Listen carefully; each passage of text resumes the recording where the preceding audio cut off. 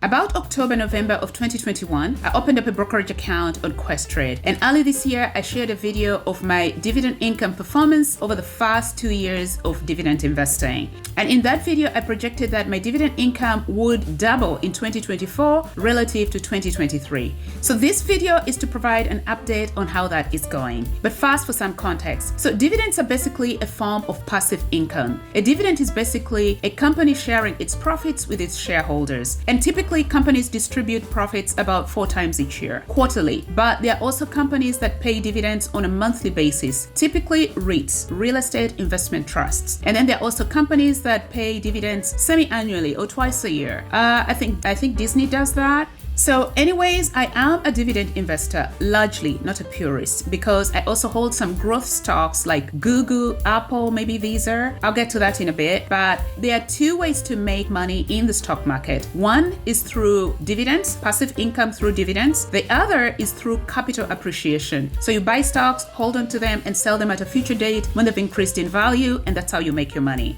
I am largely a dividend investor because my focus is to get passive income from my stocks, but also part of my goal is to preserve my capital. Subsequently, there are 2 strategies for investing in the stock market. One is the dividend strategy, which is what I'm following, and the other is the growth strategy. So the best stocks for dividend investors are stocks of mature companies with very large capitalization. Think companies that have been around forever, like Procter & Gamble, Johnson & Johnson, Coca-Cola. Now, something to keep in mind is that dividends are not guaranteed. A company can discontinue its dividend distribution at any time. The other thing to note is that not all companies or all stocks pay dividends. Although many stocks pay dividends, some do not. The second strategy is the growth strategy. Stocks under this strategy are dominated by stocks from companies with above average growth rates, predominantly companies in the technology sector. Think Amazon, Meta, Microsoft, Apple, Google, Nvidia. You get the idea. Because of the rapid pace of growth, there is also a potential for a rapid decline, so high level of volatility. Now, a bit of housekeeping. If you enjoy content like this, please consider subscribing and hitting on the bell icon so that you're notified every time I post a new video. It encourages me to keep on producing these videos.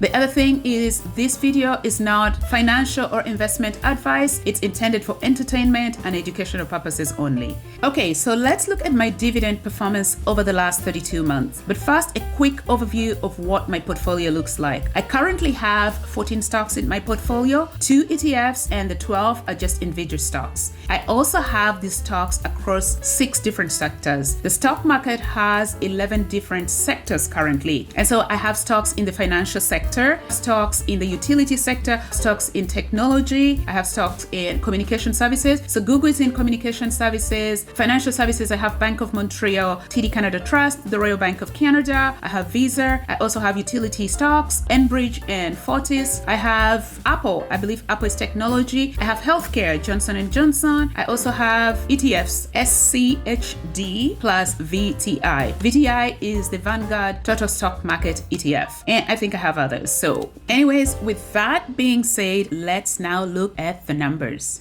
So I downloaded a summary of all my activities from Questrade from the first day I started investing or trading on that account. And you will see here that I have a long spreadsheet. I've tried to clean it up a little bit. Parts of it is not. And it has things like trades, buy and sells, the different accounts, currencies, Canadian, US. But because we are going to look at dividends only, I will filter by dividends. So we'll deselect all the other activities and only keep dividends so that the spreadsheet is not very busy. And so here you see the first column B is just the transaction date, which is the date on which I was paid a dividend. Then, the action is dividends, the ticker. So on the stock market, stocks trade by codes and they're called tickers. Johnson & Johnson goes by the ticker J&J. TD Canada Trust, TD, Procter & Gamble, PG. Think of airport codes, for instance, something similar. So you don't always talk in, on your ticket, it doesn't say Pearson Toronto Airport. It says something like YYT or something like that. So similar to the stock market. Stocks trade by tickers, okay? FTS is Fortis, ENB is Enbridge. Now, this is the full name of the stock or the description. Johnson & Johnson, Visa, Royal Bank of Canada, Altria Group, and so on, Coca-Cola. and column J is just the net amount of dividends I received. Now, as I mentioned earlier, I like Questrade. I don't know if I did actually, but I do like investing on Questrade because I have the ability to invest and hold stocks in both US dollars and Canadian dollars, depending on where the stock is trading. If I buy off New York Stock Exchanges, which is most of the US stocks, that would be in US dollars, so I can hold them in US dollars. I receive dividends in US dollars as well, and the same applies to the Canadian stocks. So column K shows the currency. You'll see I have just the two US dollar stocks and payments. You'll see here net amount in US dollars was 33, but I have converted all US dollar dividends. I've converted all US dollar dividends into Canadian dollars so that we are comparing apples to apples for reasonability. So you can see these are US dollar payments, and I also receive Canadian dollar dividends, obviously in Canadian dollars, $1 for $1.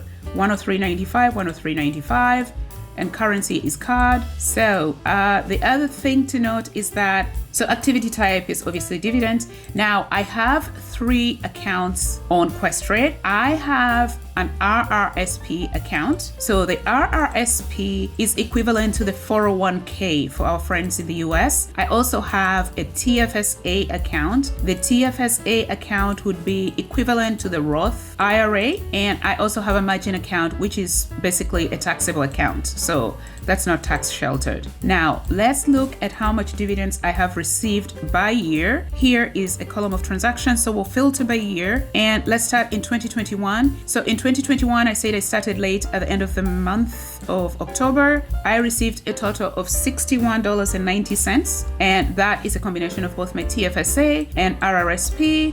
You can see here, for instance, right here, ZEG, that's a Bank of Montreal aggregate bond ETF. I received a total of 8 cents. Typically, when you've just started investing, most of your portfolio growth comes from your contributions. Dividends are really small, and as your portfolio grows and you get more stocks, your dividends will also increase. So anyway, 2021, $61.90. 2022 was the first full year of dividends. For a bit, 2021 again, you will notice something that I didn't flag.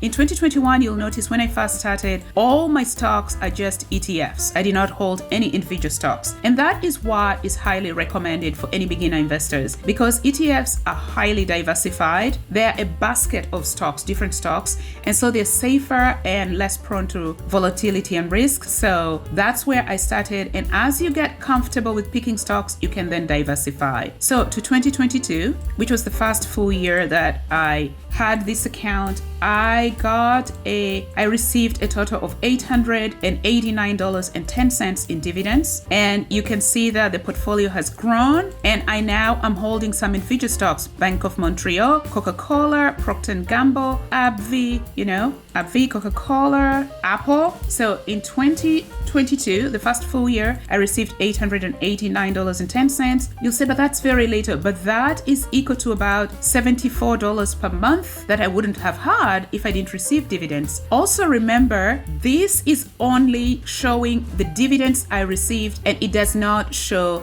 the growth in the value of my stocks. So I'm happy with this growth. That's the first full year. And then in 2023, the second full year of holding this account, the dividend income I received, yes, you can see I have margin account here, RRSP and TFSA. So total dividends in 2023 was $1,667.62. Now recall that I got about $890 in 2022. $1,670 is over 90% increase in dividend income in 2023 over 2022. So I'm happy with this. This also reflects an average income of about $138 per month. So remember, in 2022, income per month was about $74. Now we're up to $138. Now, this is 2023. And in 2024, we're just 5 months in. So 2024, from January to June the 4th. So that's about the first week of June. So about 5 months, I have received $1,551.39. Now, if in the first 5 months I have received more than $1,500, I'm very optimistic that I will meet my target goal or my projection of over $3,000 in 2024. And what that means is that I will end up averaging about $260 per month in dividend income if I achieve my goal of over $3,000 in dividend income in 2024. Overall, since the inception or since I set up this account in 2021, I have received a total of $4,170 even in dividend income on my portfolio. And so I'm very pleased with this. I think the heartwarming thing for me is that over the last 32 months, from 2021 to 2024, I appear to be doubling my dividend income every next year. So that's exciting. So if you'd want to open an account on Questrade, I will leave a referral code in the description section below, and it will entitle you to 10 commission-free trades on Questrade if you use my referral code. That's equivalent to about $50 in commission-free trades. So I hope you enjoyed this video and found it helpful. If you did, please consider liking and subscribing. Thank you for watching.